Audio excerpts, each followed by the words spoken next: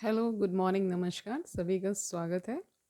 Spirituality matters अध्यात्म की और मेरे इस चैनल पे आई होप सब अच्छा कर रहे होंगे, सब अपनी लाइफ को एंजॉय कर रहे होंगे, गीता सत्र का आनंद ले रहे होंगे और इस गीता ज्ञान से बहुत कुछ सीख रहे होंगे। तो हमने सप्तम अध्याय शुरू किया था जिसका शीर्षक भगवत ज्ञान है। अभी तक 24 श्लोक हो चुके हैं, आज 25 और 26 करेंगे। शुरू करते हैं आज का सेशन। Let's get started. 25वां श्लोक देखिए। न अहम प्रकाशः सर्वस्य योगमाया समावृतः मूढ़ः अयं न अभिजानाति लोकः माम अजम अव्ययम्। ठीक है, तो इसका अर्थ देखिए। मैं मूर्खों तथा अल्पज्ञों के लिए कभी भी प्रकट नहीं हूँ। उनके लिए तो मैं अपनी अतरंगा शक्ति द्वारा आच्छादित रहता हूँ, अतः वे यह नहीं जान पाते कि मैं अजन्मा तथा अविनाशी हूँ।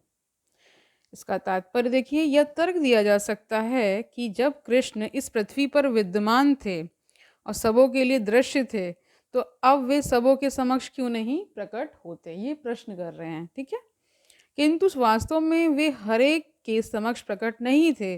जब कृष्ण विद्यमान थे तो उन्हें भगवान रूप में समझने वाले व्यक्ति थोड़े ही थे। जब कुरु सभा में शिशुपाल ने कृष्ण के सभा अध्यक्ष चुने जाने का विरोध किया तो भीष्म ने कृष्ण के नाम का समर्थन किया और उन्हें परमेश्वर घोषित किया। इसी प्रकार पांडव तथा कुछ अन्य लोग उन्हें परमेश्वर के रूप में जानते थे, किंतु सभी ऐसे नहीं थे। अभक्तों तथा सामान्य व्यक्ति के लिए वे प्रकट नहीं थे।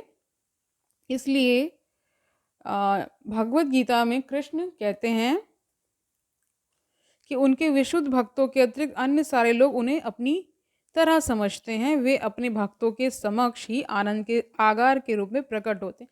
यानी यहाँ पे ये बताया जा रहा है कि केवल भक्त ही भगवान को पहचान पाता है, बाकी अन्य क्या समझते हैं कि ये तो सामान्य जन ही हैं। ठीक है, वे अपने भक्तों के समक्ष ही आनंद के आगार के रूप में प्रकट होते थे, किंतु अन्यों के लिए, अल्पज्ञ अभक्तों के लिए वे अपने अतरंगा शक्ति से आच्छादित रहते थे। श्रीमद् भागवत में कुंती ने अपनी प्रार्थना में कहा है कि भगवान योग माया के आवरण से आवृत हैं तथा सामान्य लोग उन्हें समझ नहीं पाते। ईशोप उपनिषद में भी इस योग माया आवरण की पुष्टि हुई है, जिसमें भक्त प्रार्थना करता है। क्या प्रार्थना कर रहे हैं वो देखिए। हे भगवान, आप समग्र ब्रह्मांड के पालक हैं और आपकी शक्ति सर्वोच्च। यानी कह रहे हैं कि कहीं ना कहीं यहाँ पे ये भी कहा जा सकता है कि जो अभक्त हैं, यानी पहले भी पढ़ाया है ना, जो दुष्ट जन है उनके लिए क्या है भगवान, सामान्य जन है। वो सामान्य पुरुष उन्हें समझने की भूल कर बैठते हैं और उस पर भगवान कोई हस्तक्षेप भी नहीं करते। जो समझना है समझो। ठीक है, ये कह हे भगवान, आप समग्र ब्रह्मांड के पालक हैं और आपकी भक्ति सर्वोच्च धर्म है। अतः मेरी प्रार्थना है कि आप मेरा भी पालन करें। आपका दिव्य रूप योग माया से आवृत है। ब्रह्म ज्योति आपकी अतरंगा, कह रहे ब्रह्म ज्योति आपकी अंतरंगा शक्ति का आवरण है। कृपया इस तेज को हटा लें, क्योंकि यह आपके सच्चिदानंद विग्रह के दर्शन में बाधक है। भगवान अपने दिव्य सच्चिदानंद रूप में ब्रह्म ज्योति की अंतरंगा शक्ति से आवृत हैं, जिसके फलस्वरूप अल्पज्ञानी निर्विशेषवादी परमेश्वर को नहीं देख पाते। श्रीमद् भागवत में ब्रह्मा द्वारा की गई यह स्तुति है। क्या स्तुति है देखिए।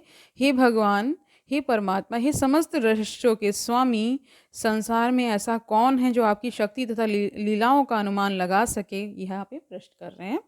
आप सदैव अपनी अंतरंगा शक्ति का विस्तार करते रहते हैं, अतः कोई भी आपको नहीं समझ सकता। विज्ञानी तथा विद्वान भले ही भौतिक जगत की परमाणु संरचना का या कि विभिन्न ग्रहों का अन्वेषण कर लें, किंतु अपने समक्ष आपके विद्यमान होते हुए भी वे आपकी शक्ति की गणना नहीं कर गणना करने में असमर्थ हैं, नहीं कर सकते हैं। भगवान कृष्ण न केवल अजन्मा हैं अपितु अव्यय हैं। वे सच्चिदानंद रूप हैं और उनकी शक्तियाँ अव्यय हैं। 26वां श्लोक देखिए।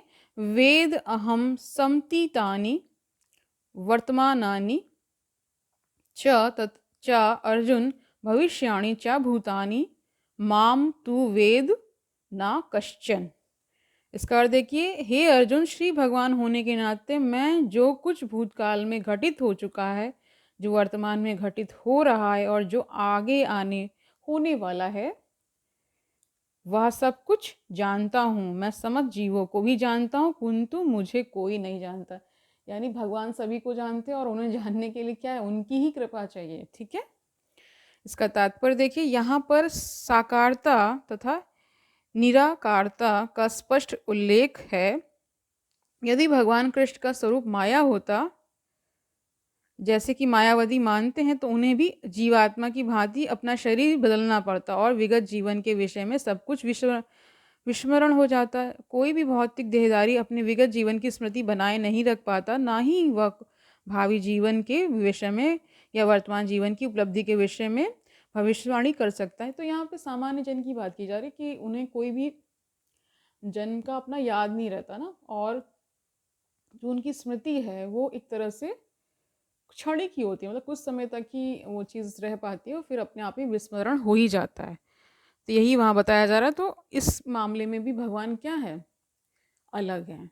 ठीक है, आगे क्या बता रहे हैं, ना ही वह भावी जीवन के विषय में या वर्तमान जीवन की उपलब्धि के विषय में भविष्यवाणी कर सकता, अतः वह यह नहीं जानता कि भूत, वर्तमान तथा भविष्य में क्या घट रहा है। भौतिक कल्मश से मुक्त हुए बिना वह ऐसा नहीं कर सकता। सामान्य मनुष्यों से भिन्न भगवान कृष्ण स्पष्ट कहते हैं कि वे यह भली भांति जानते हैं कि भूतकाल में क्या घटा,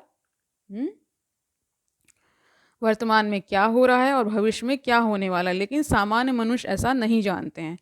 चतुर्थ अध्याय में हम देख चुके हैं कि लाखों वर्ष पूर्व उन्होंने सूर्यदेव विवस्वान को जो उपदेश दिया था वह उन्हें स्मरण है। कृपया तो यहाँ पे एक तरह से जो हम पढ़ चुके हैं उसके बारे में बताया जा रहा है कि भगवान ने ही सूर्यदेव जी को ये गीता का ज्ञान दिया था। फिर वहाँ से एक क्या श्रृंखला बनती हुई चली आई कि ये ज्ञान पीढ़ी दर पीढ़ी फैलता हुआ आया। ठीक है, यही बताया गया है। ठीक है, समझ गए। तो आगे क्या देखिए, क्या बता रहे हैं कि लाखों वर्ष पूर्व उन्होंने सूर्यदेव विवस्वान को जो उपदेश दिया था वह उन्हें स्मरण है। कृष्ण प्रत्येक जीव को जानते हैं क्योंकि वे सबों के हृदय में परमात्मा रूप में स्थित हैं, किंतु अल्पज्ञानी प्रत्येक जीव के हृदय में परमात्मा रूप में स्थित होने तथा श्री भगवान के रूप में स्थित उपस्थित रहने पर भी श्री कृष्ण को परम पुरुष के रूप में नहीं जान पाते ना। भले ही वे निर्विशेष ब्रह्म को क्यों ना समझ लेते हो, निसंदेह श्री कृष्ण का दिव्य शरीर अनश्वर, वे सूर्य के समान है और माया बादल के समान है। भौतिक जगत में हम सूर्य को देखते हैं, बादलों को देखते हैं और विभिन्न नक्षत्र तथा ग्रहों को देखते हैं। आकाश में बादल इन सबों को अल्पकाल के लिए ढक सकता है, किंतु यह आवरण हमारी दृष्टि तक ही सीमित होता है। सूर्य, चंद्रमा तथा तारे सचमुच ढके नहीं होते। इसी प्रकार माया परमेश्वर को आच्छादित नहीं कर सकती। वे अपनी अंतरंगा शक्ति के कारण अल्पज्ञों को दृश्य नहीं होते। जैसा कि इस अध्याय के तृतीय श्लोक में कहा गया है कि करोड़ों पुरुषों में से कुछ ही सिद्ध बनने का प्रयत्न करते हैं और सहस्रों ऐसे सिद्ध पुरुषों में कोई एक भगवान कृष्ण को समझ पाता है। भले ही कोई निराकार ब्रह्म या अंतर्यामी परमात्मा की अनुभूति के कारण सिद्ध हो ले, किंतु कृष्ण भावनामृत के बिना वह भगवान श्री कृष्ण को समझ ही नहीं सकता। ठीक है, तो आज के लिए इतना ही रखते हैं। ये कहा जा रहा है कि जब उनकी ही कृपा होगी, प्रभु की कृपा होगी, तभी आप उनको समझ पाएंगे या उन्हें देख सकते हैं, अदरवाइज तो पॉसिबल नहीं है। ठीक है, तो कल मिलते हैं। तब तक के लिए आनंद से रहिए, सुखपूर्वक अपना जीवन व्यतीत करिए, दूसरों को सुख दीजिए और ये भी याद रखिए कि ये गीता ज्ञान कितना आवश्यक है। और हम जैसे जैसे आगे बढ़ रहे हैं तो हम ये समझ पा रहे हैं कि ये ज्ञान हमें कहाँ ले जा रहा है, अंधकार से प्रकाश की ओर ले जा रहा है। जो हमारा मन इतना भटकता है, जो हमारा केंद्र ये संसार बना रहता है, तो उससे कहीं ना कहीं कुछ ही मात्रा में हम थोड़ा सा वहाँ से क्या कर रहे हैं, डेविएट कर रहे हैं। ठीक है, और ये जान पा रहे हैं कि कर्म की चेकिंग करते रहना है ना। हर एक कर्म को करने से पहले ये सोचेंगे कि इससे क्या होने वाला है, इससे कल्याण जगत का होगा तो मैं भी उसी में हूँ, तो मेरा भी कल्याण होगा, और जो आप यहाँ से देंगे वही वापस लौट कर आएगा। कल मिलते हैं। हरिओम तत्सत।